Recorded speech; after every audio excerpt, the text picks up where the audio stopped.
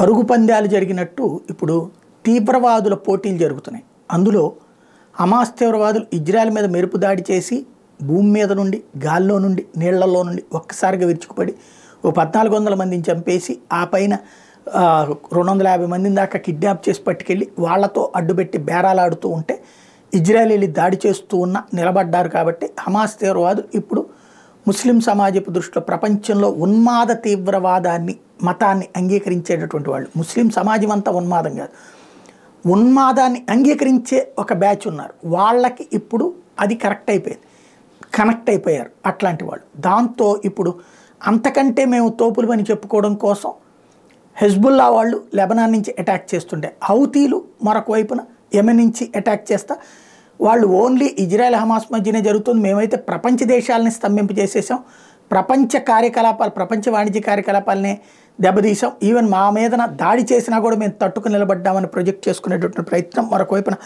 హౌతీలు చేసుకొస్తున్నారు. ఈ Yemen rebels హౌతీస్కి సంబంధించినటువంటి నాయకుడు అబ్దుల్ మాలిక్ అల్ హౌతీ, వీడు ఇప్పుడు తనని తాను ప్రచారం చేసుకుంటూ ప్రపంచ దేశాలకి చందాలు వసూలు చేసుకోవడానికి తిరుగుతున్నాడు.